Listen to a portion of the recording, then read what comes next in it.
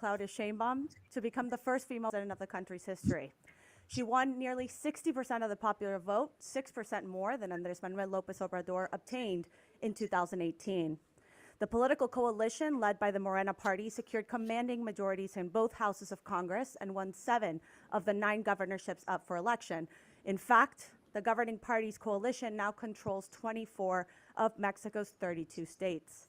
A month before leaving office, former President López Obrador used the governing party's majority in Congress to approve constitutional reforms, including the judicial reform and the reform to officially place the National Guard under the Ministry of Defense. Claudia Sheinbaum took office on October 1st, and many questions remain as to what her grip of power will look like now that AMLO is gone, and how she will use the immense power that is concentrated in the executive branch. Sheinbaum's 100-point government plan signals continuity from her predecessor's administration, but also includes important potential shifts in the energy sector, in the digital space, on security, and other areas. Today's discussion will focus on what we can expect from Sheinbaum's 6-year term and the future of U.S.-Mexico relations. The Wilson Center, many of you know, is congressionally chartered, scholarly driven, and fiercely nonpartisan. Our panelists today will delve into the political climate in Mexico and Sheinbaum's policies on trade, migration, and security, and will offer views of the future of the U.S.-Mexico bilateral relationship. We are truly lucky to be joined by 2 former U.S. ambassadors to Mexico, Anthony Wayne and Roberta Jacobson, and 2 former Mexican ambassadors to the United States, Martha Bárcena and Arturo Sarucán, to discuss all these pertinent issues. Before we begin, I want to go over a couple of housekeeping items. Towards the end of today's panel, we will take questions from our audience. In-person attendees can just raise their hand and a microphone will be brought to you. For those of you who join us online, if you would like to submit a question to our panelists, please send them to our X account at Mexico Institute or to our email, mexico@wilsoncenter.org. As many of you may have seen, there are beverages and food outside the auditorium for all of you to enjoy. We just kindly refrain from bringing any drinks or food into the auditorium. As always, I want to thank the incredible team at the Mexico Institute for their hard work to make this event successful.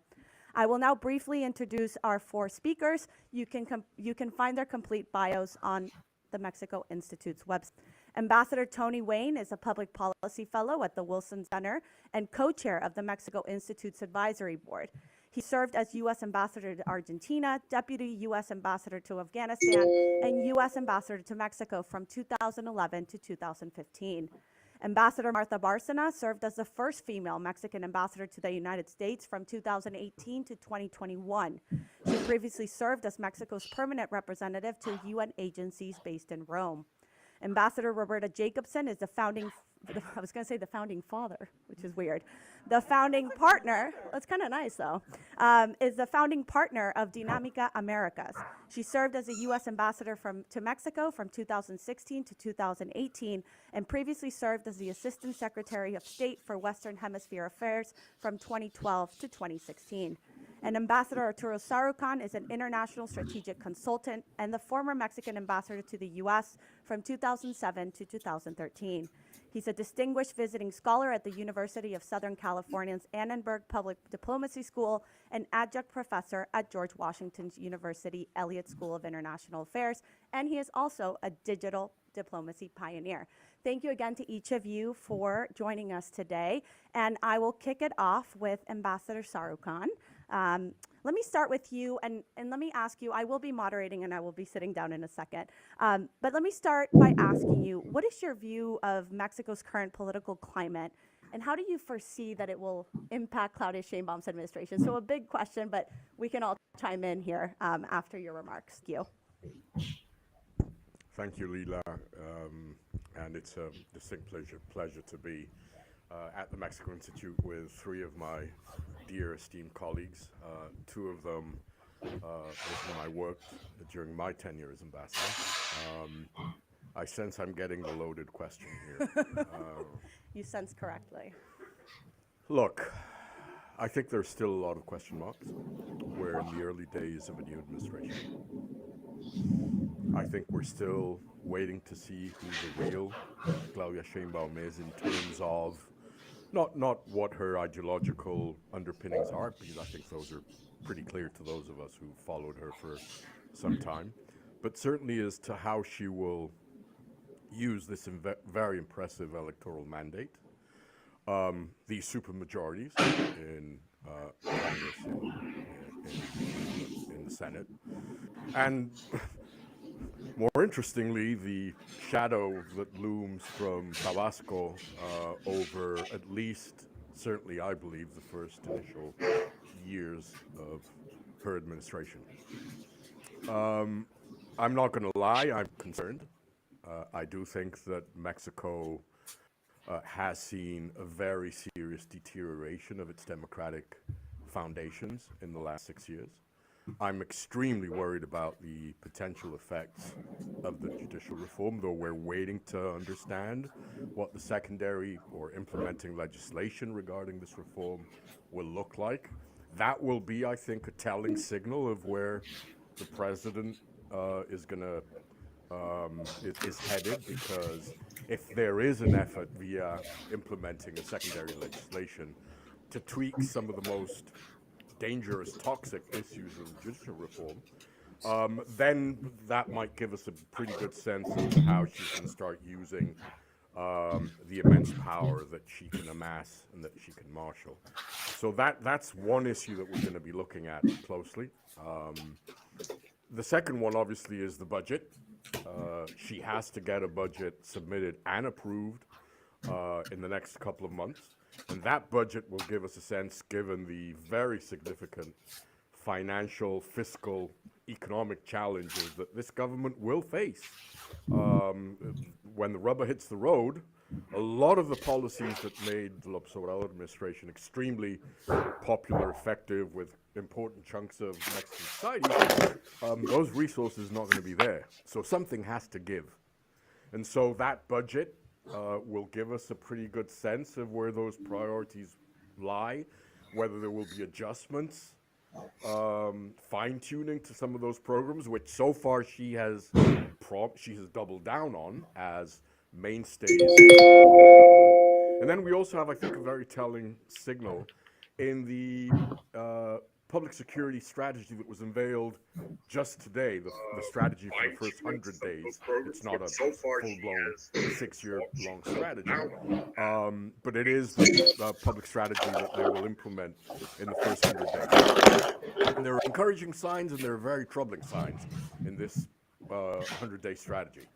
Encouraging because I sense, it's hard to tell, but at least if I'm reading correctly, the language that is used in the presentation that was unveiled today, there seems to be an emphasis on harm reduction as the core driver of the foreign security strategy. In my view, and knowing Omar Garcia Harfuch, may suggest that finally a government may be willing, they haven't done it explicitly yet, but may be willing to say something that many of us have advocated for a long time, which is, you have to come, and Tony and I and Roberta and I particularly have talked about this,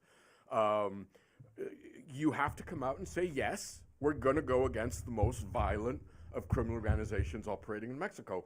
Madam President, does that mean that you're not going to pursue this and this and this cartel? Yes, that's what it means. I'm going to go against the most violent groups, which probably today, I think most would agree, is Jalisco Nueva Generación. That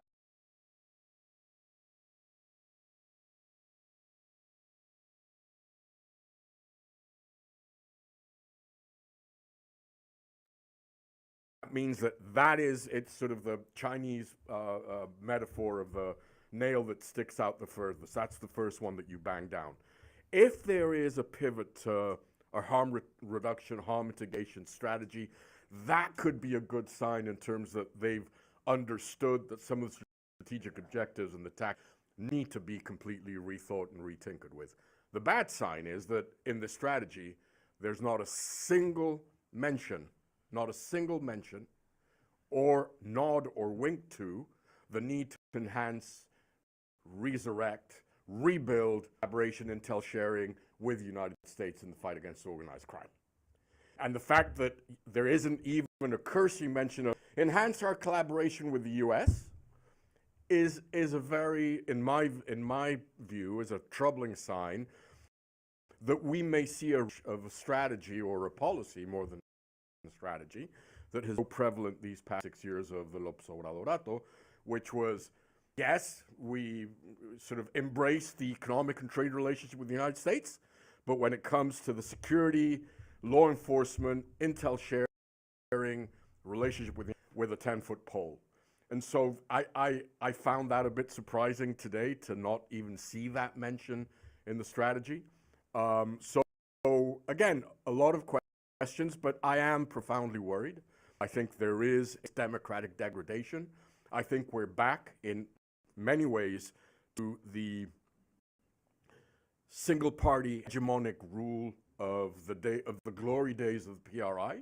We're back in that same type of system, in that same type of political symbolism. But again, I think it's still a bit too early to understand where exactly is all of this going to play out and how the president is going to tweak, fine-tune her policies. Now, the question that brought us here today, which is how does all of this impact the U.S.-Mexico bilateral relationship? At the end of the day, the critical question isn't how Claudia Sheinbaum and her foreign policy team design and structure relations with the United States. At the end of the day, the most determinant of what that relationship is going to look like is what happens here on November. Because either a Harris win or a Trump win is going to have a very different impact on the dynamics, the muscle tone, and the way the Mexican government responds and reacts to this or a Trump administration. If Harris wins, give or take, I think we're going to see more or less some of the same dynamics, some of the priorities that we've seen so far. If Trump wins, the danger that I see is that Sheinbaum will be probably put into a position reactive policy towards the United States and a proactive strategic design, and it can make for some very interesting and dysfunctional times going forward. So at the end of the day, the question as to what is Mexico's foreign policy towards the United States going to look like, I think is going to be we will get a better sense of this once we know what happens here on November 5th, because both scenarios can have a very different impact on the muscle tone and the direction of the relationship. And I'll stop there for the time. Thank you, Ambassador. And you touched upon a lot of issues that we will get to in a couple of minutes as well. And happy for any of you to react at any point. But Ambassador Barson, I kind of want to touch upon one of the big topics, right, on the U.S.-Mexico bilateral agenda, and that's trade. As we know, Mexico, as of last year, is now the U.S.'s top trading partner, and the USMCA review going to happen in 2026. I know you assisted very closely on the negotiations that set the foundations for the USMCA. So I would love to get your thoughts of what Sheinbaum's policies are on trade and how you foresee U.S.-Mexico relations unfolding on this subject. Yes, of course, of course. Well, I think Claudia Sheinbaum has not defined a very precise trade policy, except for what she said in her speech, that she doesn't want to compete. Mexico does not want to compete with Canada or the US, but it wants to continue to cooperate.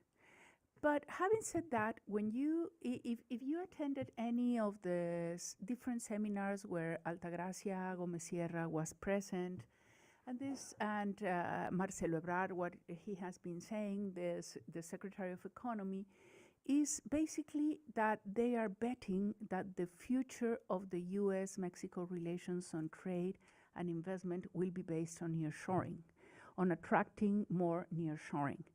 And I'm a bit worried about that because following the U.S. debate and what are we going to see in the review of USMCA, I see more of a trend in the U.S. towards reshoring and not necessarily nearshoring, towards emphasis on a protectionist policy in the U.S. to re-attract investment to the U.S. and not necessarily speaking of a North American nearshoring. And you see that even with all the measures that are being taken regarding the automotive sector, which is was the backbone of NAFTA, and is still the backbone of USMCA. And so this is what worries me, that the main strategy of Claudia Sheinbaum's government is to bet almost everything on nearshoring, on attracting investment to Mexico. And this seems not to be reading correctly the trends in the US, both in the Republican and the Democratic Party. For different reasons and with a different agenda, with a different emphasis towards more reshoring, and with the big elephant in the room, which is China. Chinese investments in Mexico in infrastructure, in telecom, in the automotive sector, electric vehicles, which are not covered by USMCA, the rules of origin are not applicable to electric vehicles. So we don't know how are we going to negotiate or not, what would be the rules of origin for electric vehicles. But even the Chinese participation in the auto market, because now if you see the Mexican trade statistics, of course Mexico has a huge deficit with China, basically covered by the superávit with the US. And the Chinese presence in the automotive sector has been growing in the last years, particularly in auto parts. So this is something that puts a lot of question marks on how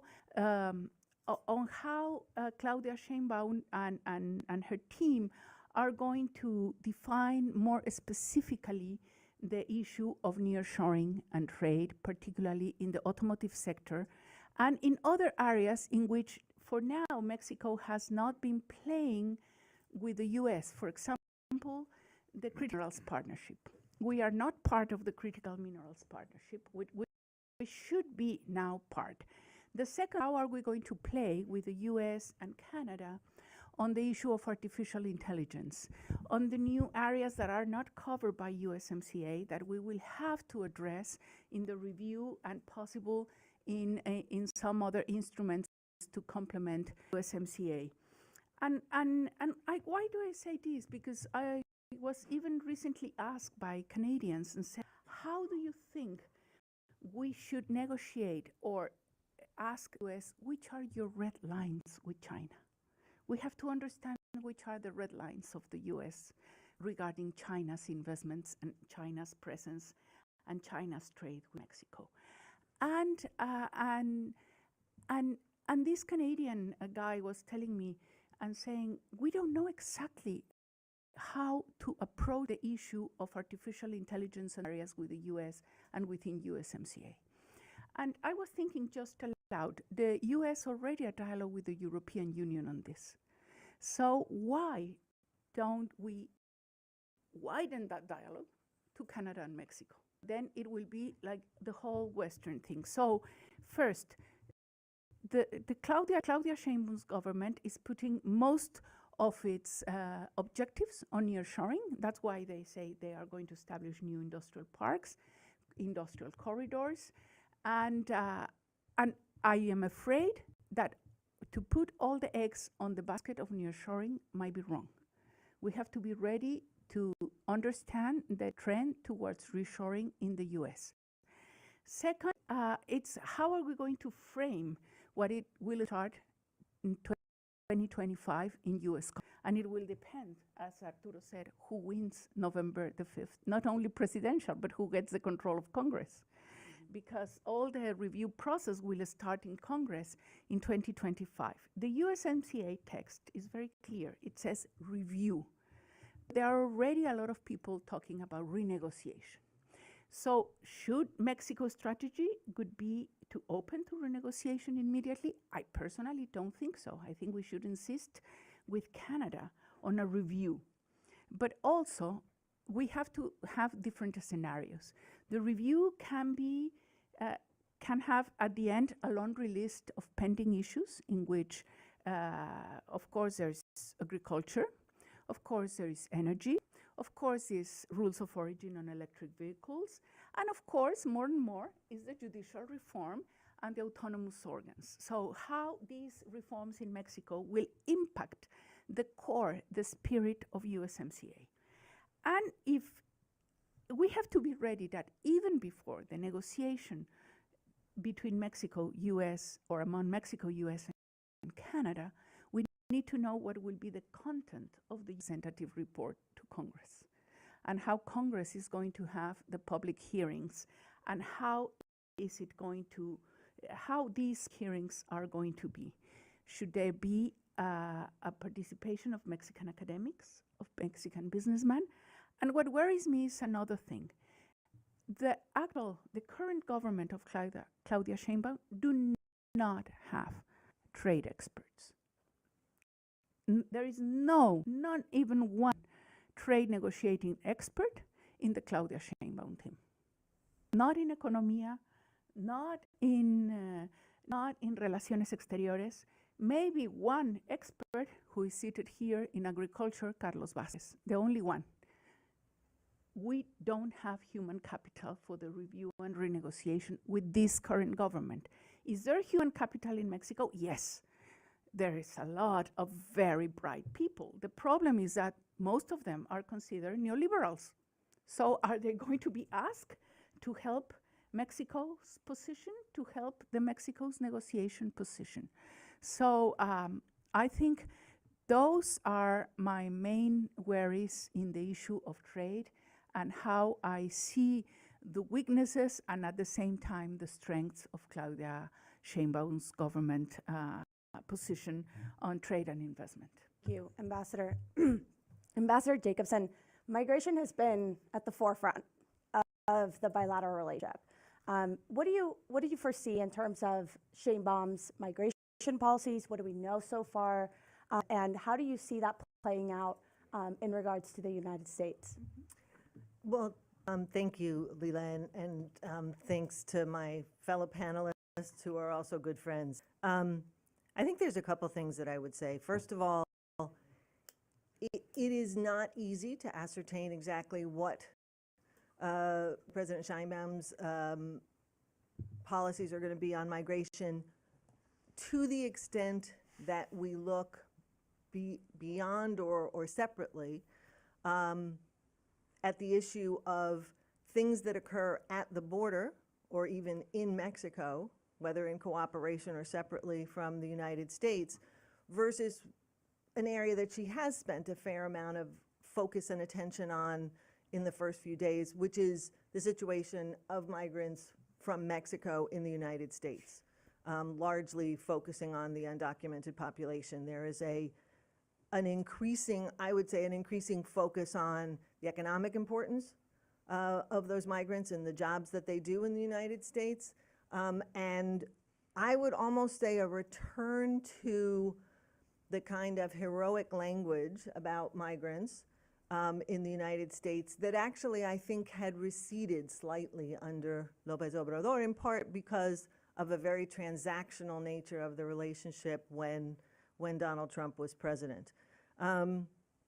So I think that we have heard what she would like to do in protecting Mexicans in the United States and the network of consulates in the US, of pointing out to the United States and others the important economic role that migrants play, but not as much about what Mexico will be prepared to do about the phenomenon of migration, either through Mexico, to Mexico, at the border, et cetera. And that, I think, is still to be defined.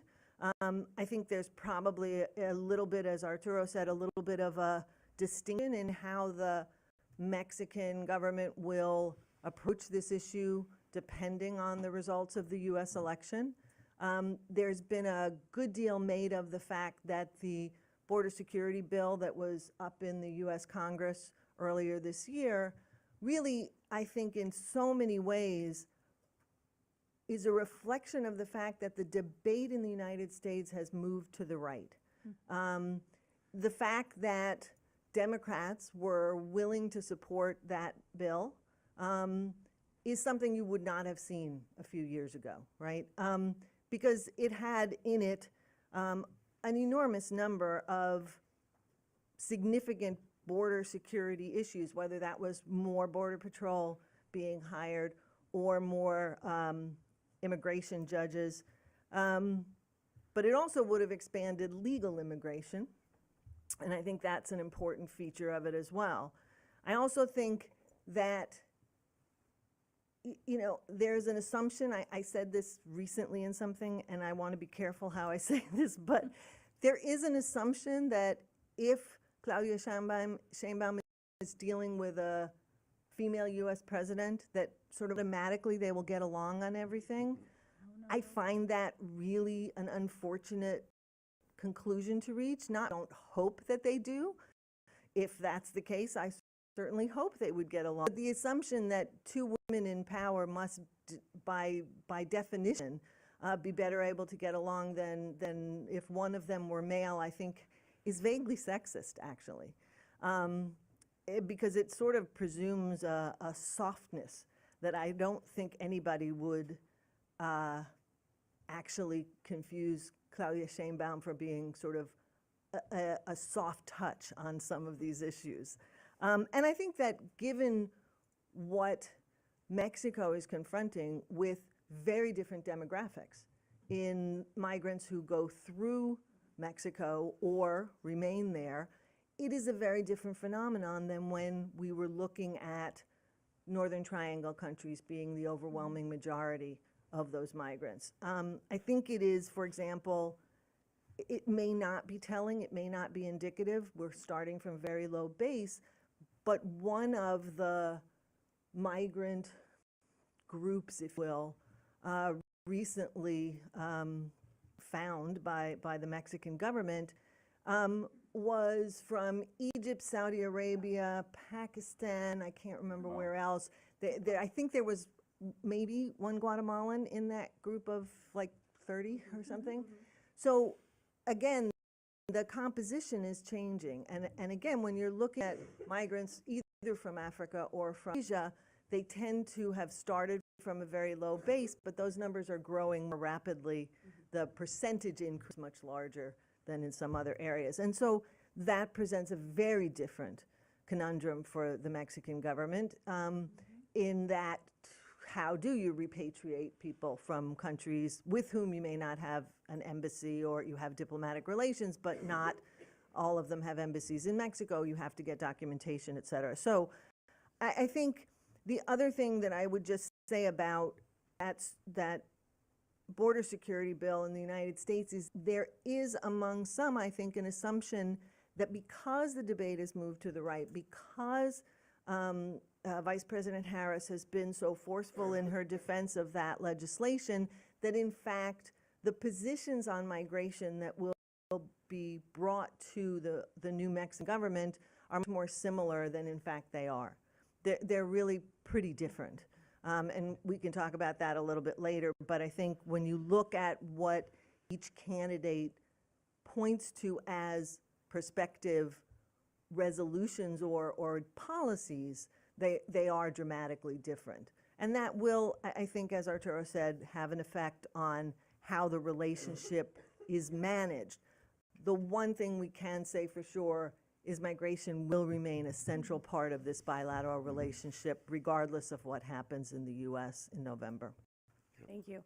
Ambassador Wayne, Ambassador Sarkhan sort of alluded to in his remarks, but security cooperation, I think, is at an all-time low between Mexico and the United States. We do have a new bicentennial framework that replaced the Merida Initiative, but there seems to be the possibility that Claudia Sheinbaum will differ in terms of her security strategy, sort of distance herself from bugs, not bullets strategy of her predecessor. What is your take on what her security strategy looks like, on what we heard this morning in terms of what Secretary Garcia Harfuch presented, and what's like also for U.S.-Mexico security cooperation in the near future? Well, that's a tough question. I think that the basic outlines of cooperation with both sides, I think, trying to, I think I would say, manage the dynamic so it not get extrapolated and not become a point of great difference between the two is going to remain important going forward. And so I think there will be one a tendency to try to keep the dialogue within certain bounds. There'll be a lot of pressure on both sides. You're going to get a lot of people probably speaking out, especially on the U.S. side, in the next few months coming in the election, to demand more from Mexico. Maybe that is possible. But that you will find that most of the official commentary will be trying to keep this limited. So saying, yes, there are challenges. Yes, we'll have problems dealing with it, but we've got to try to manage that.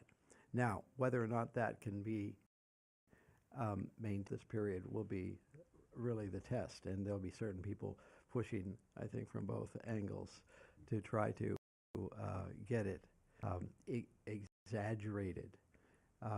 Not to the degree of having a blow up, but to the degree of making clear that this is a much more serious issue than the governments have recognized and have taken on.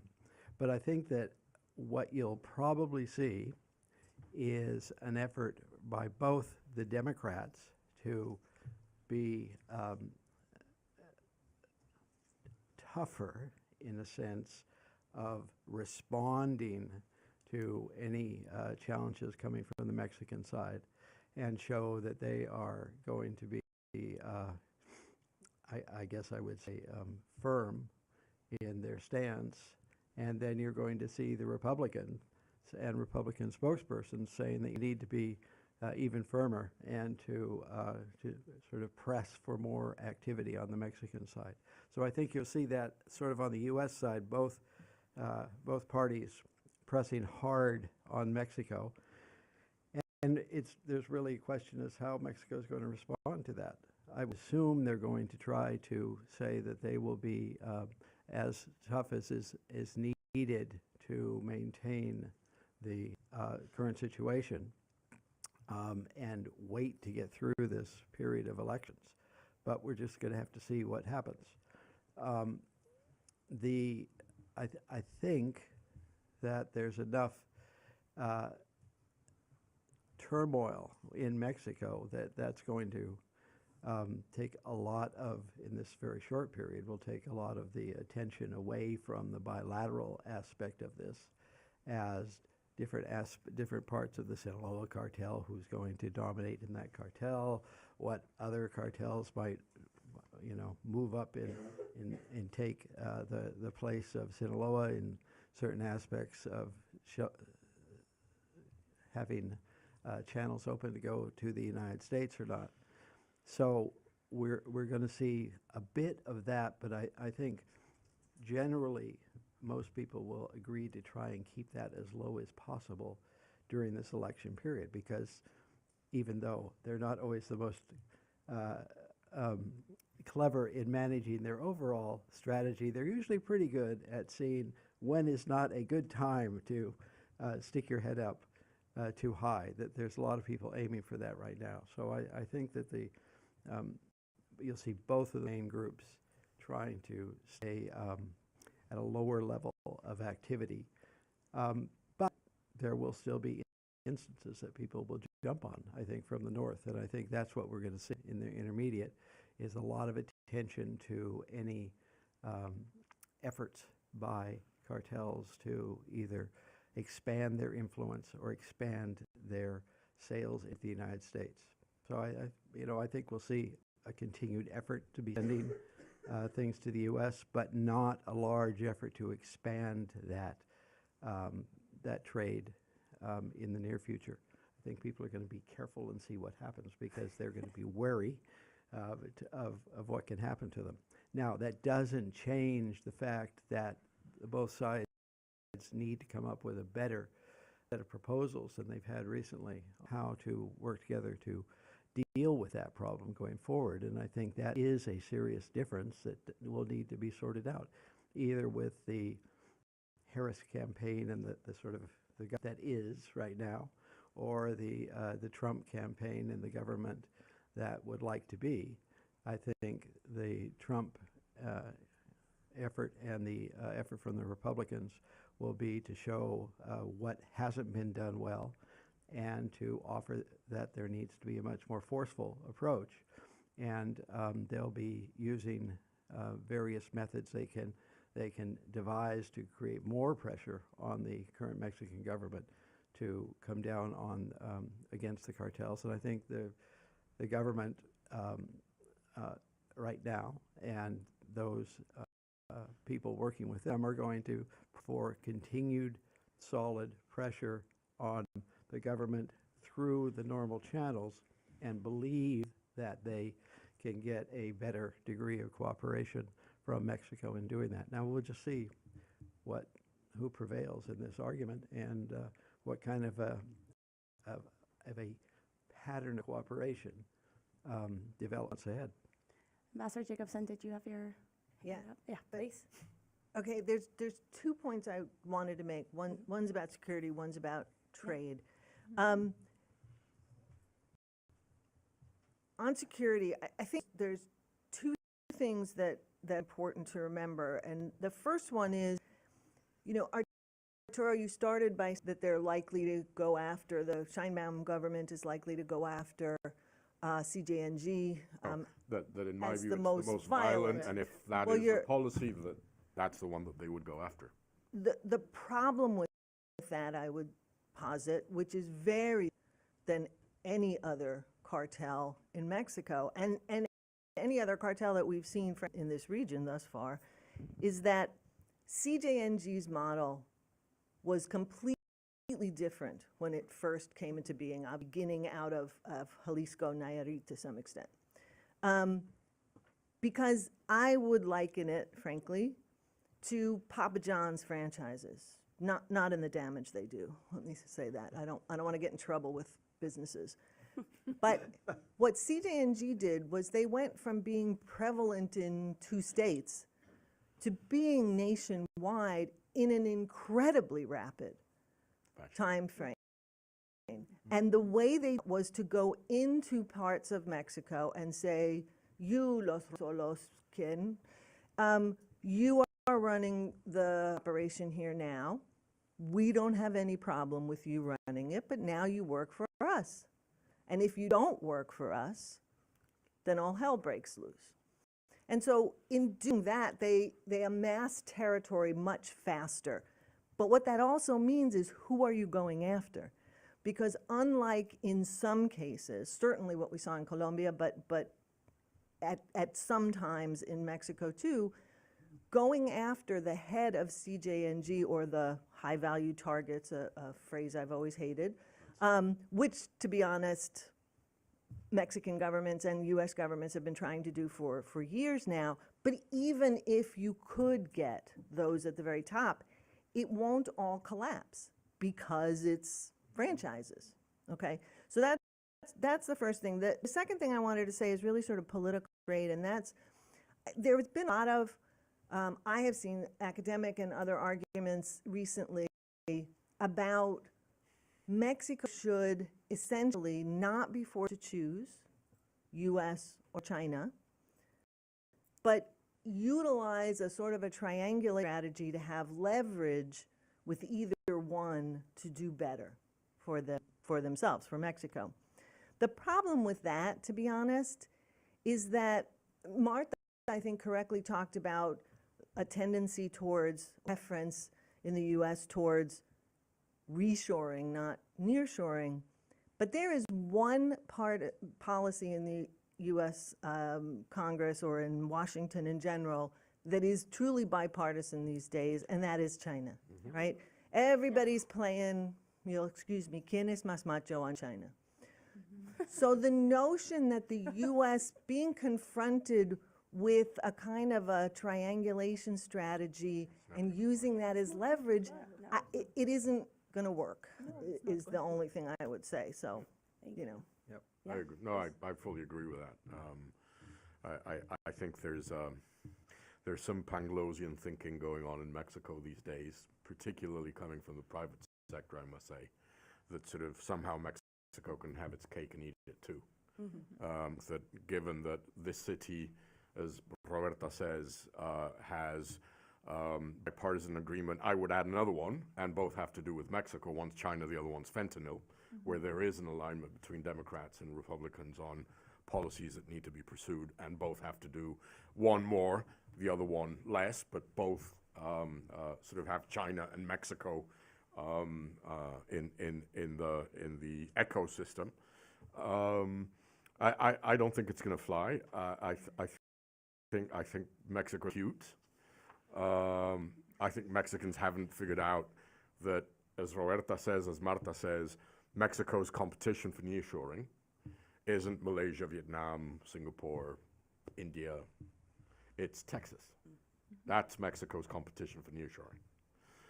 And so how do we build a paradigm that can take advantage of the unique historical opportunity, geostrategical? I've never seen An opportunity. in my 20 years plus as a diplomat and Kitty Winky studying international relations, that was even before then, two strategic opportunities that Mexico's had in the international arena, like the decision to negotiate NAFTA and what understanding how to take advantage of what is the most important recalibration of U.S. foreign policy since the end of the Cold War, which is the relationship with China. How does Mexico take advantage of that? And I think most Mexicans in government, outside government, in academia, in the private sector, have simply not understood this. And I had a very relevant discussion the other day with a company a client that I cannot name, but the whole debate was, how can we convince the U.S. and how can we convince our government that they need to pay attention to how we develop nearshoring? And my pitch was, and that's why I sort of also mentioned the issue of security and the lack of any mention to the relationship with the United States, because for me, when I talk about security in the U.S.-Mexico relationship, I'm not talking just about drugs and thugs. No.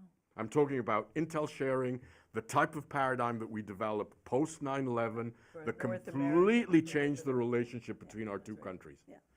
And what Mexico and Mexicans need to understand is nearshoring, just because we've got lower wages, we've got 52, I've lost the count, ports of entry along our common border, because we're geographically located next to one another, because we've got the USMCA. That's not enough.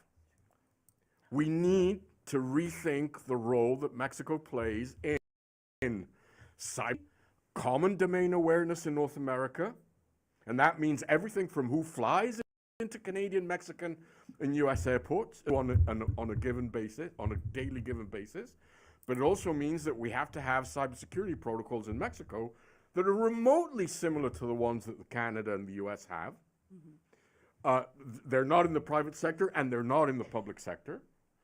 And that, if you go about poking your finger in the eye of the United States every time you can, your positions on Ukraine and Hamas and Venezuela and Cuba and Nicaragua, the ones that the previous government articulated, this whole spiel about, it's really not about nearshoring, it's friendshoring or ally shoring, precisely because of how this concept is morphing and changing in Washington, that's going to be a huge, huge missing piece. And the second one, obviously, has been the other big challenge of the outgoing administration, and which I think, despite President Sheinbaum's underscoring that she will privilege renewables, again, you can't have your cake and eat it too unless you're the baker. And last time I saw, neither Mexico nor Claudia Sheinbaum are the baker. The only way that you can privilege renewables if you stop seeking to ensure that Pemex and CFE are the predominant players when it comes to energy generation and delivery in Mexico. So, but where I was headed is the other important pillar of all of this is energy. And unless we can develop a common paradigm for energy security, energy independence, energy efficiency, energy resilience, sustainability in North America with our two Canadian and US partners, the whole nearshoring phenomena is not going to materialize. Yes, there will be some investment coming in simply because of the fact that I still remember the first Mexican president that went to Singapore to meet Lee Kuan Yew, the architect of the Singaporean miracle, and in the brief minutes that preceded their formal bilateral conversations, Lee Kuan Yew asked this Mexican president, Mr. President, remind me how many kilometers of border does Mexico share with the United States? And this Mexican president, without thinking, immediately said, unfortunately, 3,000 kilometers. Lee Kuan Yew looked at him, scratched his bald spot, looked at the president and said, Mr. President, what would Singapore give for 1 kilometer of a border with the United States? So yes, geographic proximity is important. It's gonna drive relatively important levels of investment, but the seismic shift that everyone thinks could take place and that this Mexican government could capitalize is going to come to naught unless we understand that these two pillars, security and an energy paradigm for North America, need to be piece and parcel of the strategy. Ambassador Garza. Yes, I would like to complement what has been said regarding part migration, part security, and also trade and the review of USMCA. I think the word that we're missing now, which is key for the future, is trust. Trust has been eroding between Mexico and the US. In security, it was badly hit by the detention of General Cienfuegos, and now by the rendition, capture, whatever you call it, of Zambada and the Guzmans. So we don't have trust. So the first thing we have to do is to be confidence-building measures. And to recognize security is not only fentanyl and drug trafficking, but it is also illicit traffic of people. People from Nepal, Pakistan, Africa would not be arriving to Mexico without the help of traffickers. They do not come naturally. We have to understand that. So we should prioritize in these confidence-building measures the fight against illicit traffic of people, which is now giving more money than the illicit traffic of drugs. And we have to stop what was used is to use the migrants as a change coin with the US. No, human rights have to go back as the priority in migration. To defend human rights of the migrants. We cannot allow that a person like Francisco Garduño continues to be in the government after 40 migrants were killed in a fire in Ciudad Juárez. He should be, if not in jail, at least, yes, prosecuted. So I think we need to establish like a list of confidence-building measures. When I arrived to the US, and Arturo knows this well, we were 220 people at sea of all the ministries. And we had people at the National Targeting Center. And we had people collaborating with the Department of Justice. Slowly and steadily, the Mexican government cut them all. National Targeting Center, there were only 12 polices. And there were many captures of drugs and because there were Mexican people at the National Targeting Center. So we need to reignite that collaboration. We need to build trust again. And we have the opportunity now with the new scheme that Claudia Sheinbaum has designed with a person like Omar Garcia Harfuch that understands. So he may be able to send some of his people again to the US to cooperate, to exchange this intelligence information. And we need to do the same in each one of the areas. So I think I have listened very carefully to Kamala Harris. She puts a lot of emphasis in illicit traffic of people. Huh? Mm-hmm. She knows that. And I'm sure that in the Trump administration, and I know there were also people that putting a lot of attention on illicit traffic of people. So we need to build that. And that will take us also to understand that we need to upgrade the border security, the ports of entry. One of the things that worries me about this Border Security Act, which it is very, very tough, but it implies a huge investment in technology in the US side of the border. So my question is, who is going to pay for the Mexican side? How can we have this same level of technology at the border, of scans of this? How are we going to deal with that? And Roberta told me, well, the act is not going to be negotiated with Mexico.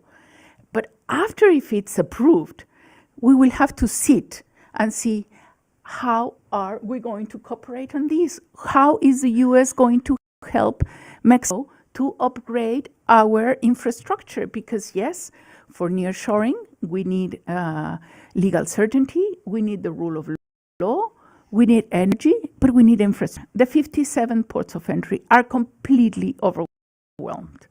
They deal now with the trade that we have now. Even with nearshoring, even worse. So I think I will start for very simple things like identifying illicit traffic of people as one of our ways. Second, sending people again from Mexico to the National Targeting Center and to other agencies to cooperate. Slowly but steadily, you build confidence again. You have to regain trust in the U.S.-Mexico relations that, unfortunately, we've lost in the last maybe 2 years. It was even, I think, when the decline went even faster. Can I just do Yes. a very quick two-finger on two issues that Marta has just put on the table? The first one is this whole thing about trust. And I'll be very blunt. López Obrador was very fond of saying from the bully pulpit that we can't cooperate if there's no trust between both countries. It's actually the other way around. It's cooperation that delivers trust in the U.S.-Mexico bilateral relationship. Historically, when both collaborated and cooperated, that's what fosters mutual trust and confidence building. It's not the other way around. On the issue of the evisceration of the Mexican state and of Mexican agencies, we've been sort of talking about the review in 2026, and the painful fact is, ladies and gentlemen, today the Mexican embassy does not have an attaché from the Ministry of Economy. That's true. So how are we going to negotiate, how are we going to navigate the review of USMCA in 2026 when key ministries on the altar of bureaucratic, Franciscan austerity have been gutted, and we have the size of an embassy that maybe, if I recall, the last time we had those numbers was pre-NAFTA days. Mm-hmm. So there's a huge gap between reality and rhetoric here on a number of issues, and these are two that I wanted to just underscore. Thank you. Not economy, not finance, not customs, not education, not environment, and we need experts, energy. We need experts to complement the diplomatic service. Let me ask all of you a question that I've received from various stakeholders who we work with. And I think kind of looking as an outsider towards Mexico, you see a governing parties coalition that's completely, has the power of all branches of government, not with the judicial reform, right? And so one would naturally think that Claudia Sheinbaum would have overwhelming power to do as she likes. But we know that Andrés Manuel López Obrador founded Morena. He was the head for all purposes of Morena. It was sort of the glue that kept it together, at least according to some analysts. And so I want to pose the question, how do you see her governing, right? What are the areas where she's actually able to make a mark of her own? And where are some areas that she might face some challenges? I know it's a big question, but I think it's important to sort of understand the dynamics and the different factions within Morena, because I actually believe that Morena might have opposition inside and not necessarily an outside opposition with the traditional oppositional party. So I'm happy to have any of you respond. Yes, please. Well, I'll start. I totally agree with you. The opposition in Mexico is not in the opposition parties, not right now. It's inside Morena. It's inside Morena. And if we make a very simple analysis of Claudia Sheinbaum cabinet, we have one group that has worked with her in the government of Mexico City. The main example is Luz Helena González, the Secretary of Energy. Yes. Then you have the radicals of Morena, that were the radicals surrounding President López Obrador. The main example is Jesús Ramírez Cuevas, and Víctor Suárez. Then you have the academics that come from the academia or the international organizations like Julio Verdeguer and Alicia Bárcena. Then you have the politicians, that the main example is Marcelo Ebrard. then you have maybe a fifth group that can come from other parties like the Verde or this. These groups are very different, have different perspectives for Claudia Sheinbaum government and from 2030. And also happens the same with the governors. It's not the same governor of Morena in Guerrero, the daughter of Felix Salgado Macedonio, and the governor of San Luis Potosí, who was in jail for 6 months accused of drug trafficking. He was liberated, but he was in jail for 6 months. We should not forget that. And then you have some others that are more technocratic, if you want so. So I think that for Claudia Sheinbaum, the main challenge will be to keep more or less under control those different factions. And then the agreement that President López Obrador made with the different candidates for the presidency, it's a big challenge for Claudia, because each one of them giving a very important position.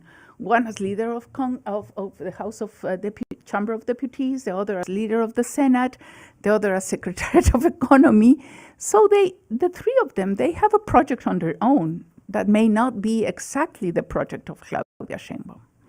Of course, they all are going to say that they are the Morena project, but who really knows what is the Morena project besides the social programs, which with Arturo, the main question in Mexico and abroad is how sustainable are those programs? Because you need to grow at least 5% a year, and we're growing 0.8% a year to be able to sustain those programs. And with the promise of no fiscal reforms, the question is who is going to pay for those programs if you don't want to get Mexico more in debt?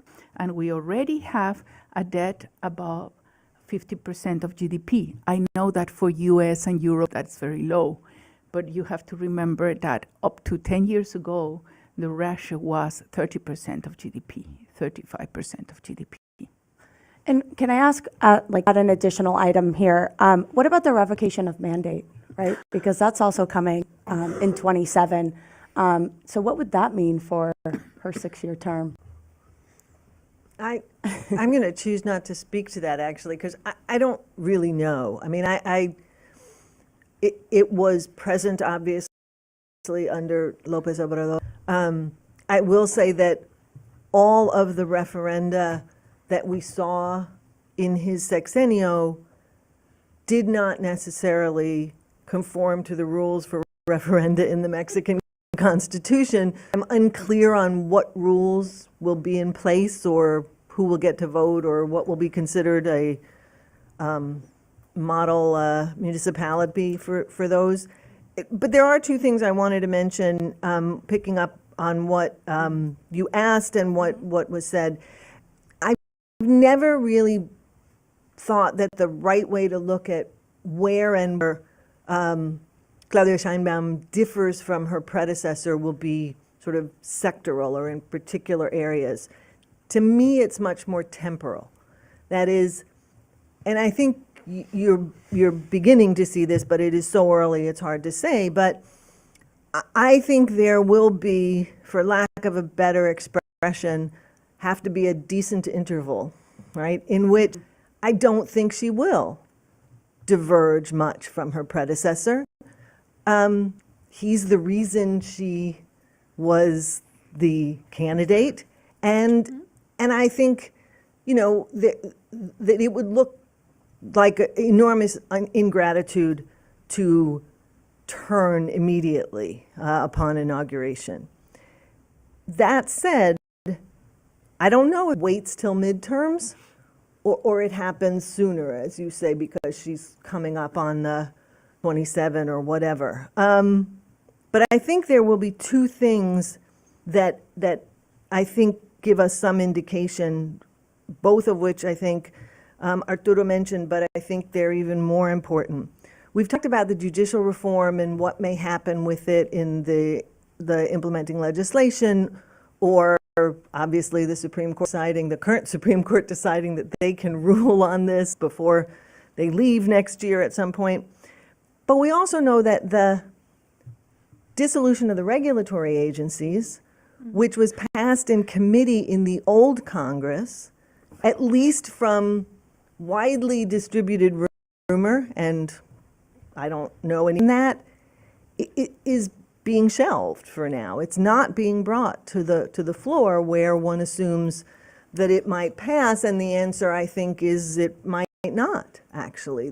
There's a little bit more division on that. So that is something, and clearly her predecessor had one priority to get through of the 20 reforms, and that was judicial reform, because it is the most, some ways, consequential, especially to this foreign investment and other things. But the other one that got through, one of the other ones that got through, was making the National Guard subordinate to Sedena. And so we have talked about her public secretary and the extraordinary, frankly, job that was done in Mexico City. But the real question is, how will he do that job if his entity is subordinate to Sedena?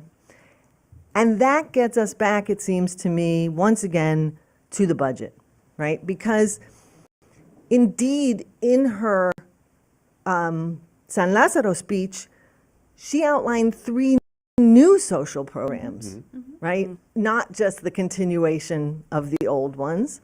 And when we talk about security, if even you're going to go much more into 10 municipalities in that first 100 days, you need funds to do that. So I think, you know, we have always said in the United States, budget is policy, right? Where you put your money. But she's going to have a hell of a time funding the kinds of things that she wants to do. And the irony of this is that Mexico was either one of the only or the only G20 countries which did not have a stimulus program during COVID, right? And part of the rationale for that was not to incur greater debt. And yet here we are with a fiscal deficit of 5.9 that her Hacienda secretary has said will be down to 3% within a year. That's really hard to do. Yeah. Yeah, for a man who was always typecast in every single piece of news that came out for 6 years in the international press, the left wing, I always said, look at what he did in the pandemic, and there's no more Thatcherite policy than what López Obrador did in Mexico in terms of economic and social stimuli to confront the effects of the pandemic. So absolutely. The question, you know, to which sort of you're prodding us to wade into, which I will but won't at the same time, which is, okay, when does she, if she does, pivot away from López Obrador? There's another take to that, which is maybe the question is wrong.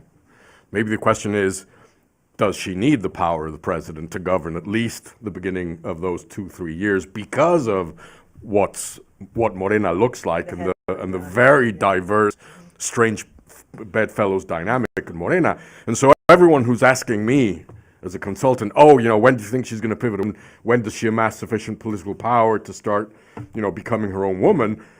Well, maybe the answer is she doesn't want to because she needs the power of López Obrador. Well, and you also said, Ambassador, she's deeply ideological, Yeah. right? So I think that goes to your point.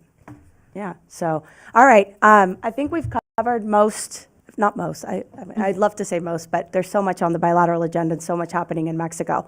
But I do want to offer the opportunity for everyone in person to ask any question to our incredible group of panelists. They will bring a mic towards you. I do have some questions online, but we'll start with, obviously, our in-person attend. Sí. Can you please identify yourself, name, and where you are coming from? And I apologize for my raspy voice, but I've had this like lingering cough for a while, so yes. Hi, my name is Mara Lee. I'm a reporter with International Trade. Creo que no está. So coming back to trade. No funciona. Let me hold 1 second. Let him. I think it's off. We can hear you Yeah, online probably. exactly.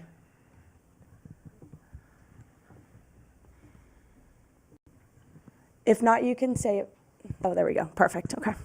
Merrily, International Trade Today. So my trade-related question is about the things that the U.S. has done that might be undermining Mexican interests in the automotive sector, specifically ignoring the panel decision on rules of origin roll-up. But then also I want to ask what y'all's view is of how the government will respond and or how the automotive sector will respond to the connected vehicles decision recently, because Commerce clarified with me this could actually shut down Volvo manufacturing in the U.S. and could shut down Polestar manufacturing in the U.S. So if they're not afraid of that, you know they're not afraid of shutting down Chinese manufacturing in Mexico. So anything you have to say about those two issues? Is it okay if we take like a couple questions? Okay. I know that there's one in the back. I see Ambassador John Feely over there, and then we'll go to you. Hi, John Feely. My claim to fame is I worked for both Roberta and Tony. Quick question. Marta, you raised a very good point of trust, and Arturo certainly remembers when a Mexican president once said, trust is something that takes a very long time to earn, but you can lose it overnight. So can I ask each of the you, with regards to binational law enforcement cooperation, what is one thing each government could do to begin to rebuild the trust clearly shattered in the last sexennial? Thank you. Gracias, embajador. Yes, over here. Hi, my name is Luz Comba Garcia. I'm an immunologist by training, a scientist working with the U.S. Department at the Office of Mexican Affairs. I'm the health officer there. And my question is related to health, actually, and pandemics and outbreaks. There is a lot going on in the region. How do you foresee the cooperation and the relationship to tackle these pressing issues, given that Sheinbaum is a scientist? She's an engineer, and she considers herself a scientist. So just any comments you have on that. Thank you. Thank you. Just preference for taking? Do you want to start, Ambassador? I'm not taking the trade question. Ambassador Barcelona. I think we'll all dig into the trade question, and that will give us a few seconds. John's question. Well, first, I will not refer specifically to new rule of the U.S. because I have not been following it so closely, but I have been having some conversations with many experts in the U.S. and this. First, U.S. undermining USMCA. Yes, the U.S. is undermining USMCA on not complying with the rule of the panel on rules of origin. And what I've been told is the U.S. will not comply. Because one of the things that I have been listening to is that both the Republican and the Democratic Party, let's say, are fighting for the soul of the unions, and particularly for the soul of the Teamsters and the United UAW. And I can tell you, basically, the USMCA was ratified because there was an agreement between the Democratic Party and the unions. Without that agreement, it shouldn't have been ratified. And it was ratified because Mexico agreed to the rapid mechanism of labor. So the question that is, and I go back to my first intervention, is in the review process, how are we going to deal with the backbone of USMCA, which is the automotive industry? So are we going to tweak the rules of origin? Are we going to apply the current rules of origin to EV vehicles from China? And what I have been collecting in the US and with experts is the US will not allow any Chinese car produced in Mexico, either EV or traditional combustion engine, into the US. If the Chinese want to establish themselves in Mexico to export for the rest of the world or Latin America, okay, not to North America. And I go back then, I don't know if it's true or not, but this is what I've been, recollecting. So I go back to we have to, even before we start the review process, to sit and say, which are your red lines? Mexico needs to understand how these internal fights in the US for the soul of the workers, because that will guarantee the vote in the future, are there. How are we going to operate or not? What will be the margin of maneuver for Mexico? Because if we don't understand that, and we think that we go as saying, but USMCA has been a great success and the automotive industry is great. It is true, but we have to understand which are the limits, the limits now. And by national law enforcement, rebuild trust. John, I would go for the very base that I said. Just return some Mexican officials to be embedded and to be part of these. Just strengthen the embassy with technicians, with police, with people that are experts on security, in customs, in agriculture, and let them interact with their counterparts. Let them interact with their counterparts, and have embassy. Let them go again to these different institutions. Let them have daily conversations with the Department of Justice, with arms, tobacco and firearms, with CBP. Don't keep them inside the embassy. Don't keep them in Mexico. Let them come, go and establish relationship, including in health. Want to take it? I guess I would say two things. One, to my constant disappointment, I guess is the word, or irritation, which I think correctly talks about rules-based international systems, does not always put its money where its mouth is, and does not always implement, adhere to either regional or global body decisions, I think should change. But I think what Marta has said about the importance of labor is crucial here. When we talk about one thing each country could do to rebuild trust, I do actually agree with Arturo on this also, which is, I know this is going to probably have hoots of derision, but when we created and worked on the Merida Initiative, which I will be among the first to agree failed for lots of different reasons, structural as well as political, when people would ask me, what did you get out of it, right? What did you get out of it? And the answer was, which people were not satisfied with either, a habit of cooperation. Yep. A habit of cooperation was the most valuable thing that, in my mind, either side got out of it. It wasn't how much drugs were seized or how many high-value targets went to jail in the United States or extraditions.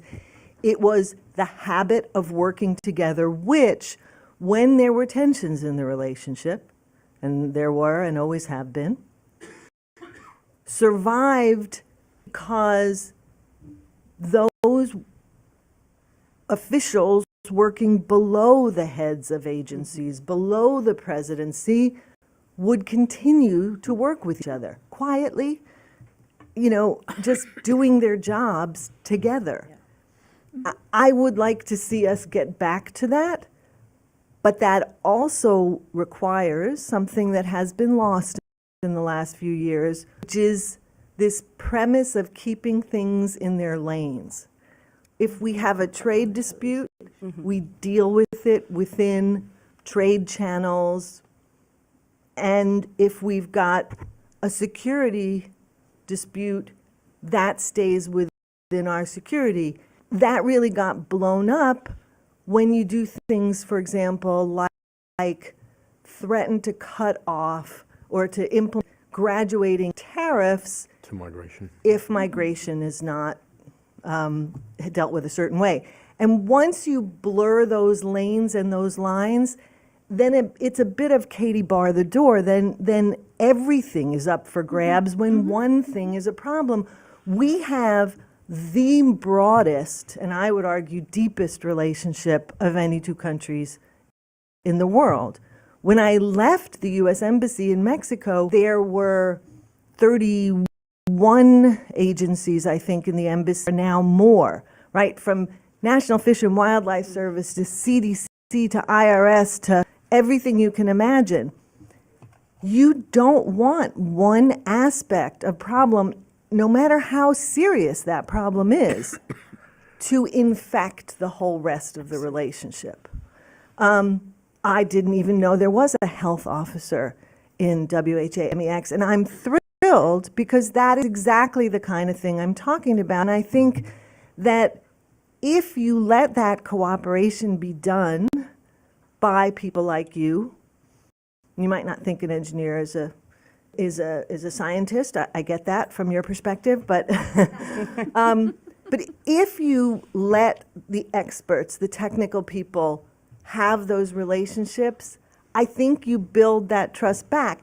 How you get it at the very top is I think a different story. But I would hope that, having now lived through a pandemic, having Zika and SARS before it, and environmental problems, they don't respect boundaries. And the most important thing North America can do, whether within USMCA or outside, is recognize that unless we are in fact collaborating on these things, it isn't just like a thin line of population at the border who suffers. Everybody does.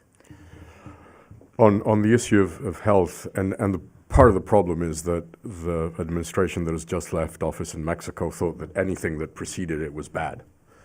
And so that's a problem, and it impacted everything from Merida to the work that both countries, in fact, the three North American countries did on pandemics, which served Mexico, Canada, and served Mexico, Canada, the United States extremely well in 2009 when we got hit with H1N1. I was just going to say, H1N1 is absolutely the best example. It's the textbook case Right. of protocols that were put in place by the three governments, knowing that something like this was going to happen. And our ability, of course, H1N1 was never on the scale of COVID-19. But it was But we didn't know that when we started out that cooperation. It was a serious pandemic, and we have the playbook in place to develop and further deepen collaboration on global public health issues. On Roberta's take on the Merida, I couldn't agree with her more. I always said that Merida and the success of Merida, in my view, wasn't predicated on seizures, on law enforcement training, on the number of K-9 units that were going into Mexico, on the number of judges that were being trained. And this is a very important piece which also has been lost. As I mentioned, judicial training. It wasn't the federal governments. It was state attorney generals in the U.S. training state attorney generals in Mexico. But the importance of Merida is that it allowed for a straitjacket that ensured whole of government approaches on both sides of the border and ensured that different agencies didn't have separate, disparate agendas in their relationship with the neighboring country. What we've seen with the DA, quite frankly, in the past 3-4 years, is a symptom of that disease. Once you destroy Merida, once you destroy that one-stop shopping air traffic controller system that we had with Merida, agencies went back to the old modus operandi, which was we work on our own, we do whatever we think is best in terms to secure our own specific objectives. On John's question, I would sort of, given that I know that you specifically asked about this related of law enforcement and counter-narcotics collaboration, I would probably say, and I agree, yes, we need to repopulate Quantico, and we need to ensure that our presence, which I fought hard for and got. I didn't quote Quantico. I'm bringing Quantico into the mix. But what we did with Northcom, for example, finally getting Sedena and Semar liaisons in Colorado Springs. All this is important, but maybe to respond to your question, I would do something that I think is fundamental, which is both countries very quickly need a common assessment of what our threats and challenges look like. And that means that we both agree on how much fentanyl is being produced, where, how is it coming through. We don't have even the common diagnostic of what our problems are. So creating a tabula rasa or a baseline that we both agree, okay, this is the amount that is being produced and it's coming from here and it's coming through there and it's being exported in these numbers. Let's develop that analytical baseline framework that we can both agree to, and I can bet that that exercise, which will take some time, will start triggering this type of engagement, trust, collaboration that we've lost. And on the issue of trade, yeah, it's not only about who captures the soul of the labor movement. Increasingly, the GOP has become the party of the blue-collar worker in the United States. But it also has to do, obviously, and most presciently, and that's the reason why I think the administration has played possum with the decision by the panel on automotive rules of origin, which is, you know, you've got Pennsylvania, Michigan, and Wisconsin at stake in less than a month. It also, I think, the fact that the administration has played possum with this ruling, much to the detriment of making the case that USMCA is a rule-based agreement that everyone abides by. It also has to do because I think both countries, including Mexico, were sort of calibrating how to play the fact that the Biden administration has not announced whether it will comply or not with the ruling. Why? Because we've got an energy dispute, which USTR has still not pulled the trigger on. Well, exactly. We've got, Intentional, too. yeah, exactly. To avoid those. You avoid them, and then, you know, there's a bit of, if he doesn't comply, then I might not comply. But the goal was not to have those Yep. panels, not to have them come to panel or have panel decisions before the elections Exactly. in either country. And that's why yellow corn got pushed back until now, probably November, when we'll have the panel resolve on that other Canadian and U.S. Trade dispute. So there's been a lot of sort of calibration of how to play the different disputes that are ongoing, and that, to a certain extent, has benefited both, particularly Mexico City and Washington, D.C., because they both get out of this what they want, at least in a moment in time. Thank you. I think we can take one more question, and we're going to have to close. Maybe two here, Heidi or three. We'll just take three, and maybe one of you can answer each. Yeah, that's fine. Okay, sounds good. My name's Heidi Smith, and I'm a professor in Mexico City. Is it on? Is it not I think on? No, it it's is, not on, but Heidi, I think it is. It You is. have to close it. So my question is, if the government coalition is weak, what kind, and we have some suspect on the street is, you know, we can have a DOMA 2.0 in Mexico. What kind of programs could the U.S. government do to strengthen democratic institution building, specifically in Congress, in the Mexican Congress, and through partisanship, or would be successful in the long run through this sexennial that we're confronting? Thank you. Right here, and then we'll finish with Julia. Sorry. So I'm curious, Claudia, who grew up as a traditional Jewish, what will her relations be? No, she didn't. she I'm sorry, I got to stop you there. she did not. She is the daughter of strong communists who did not believe in religion They and were did not atheists. raise her with religion. So she is Jewish, that is clear, but she was not raised in a traditional Jewish household. I take it back. Okay, thanks. So, Nayib Bukele from El Salvador, you know, his dad is from Palestine. So do you think there will be some back and forth between, and also Carlos Slim in some Lebanese kind of, you know, background? You know, what do you think with Israel and Lebanon having a little tussle? Do you think there will be something, some takes if you can give, if possible? Thank you. Julia? I have a very quick question. I'm Gloria Davis. I'm a reporter here in Washington.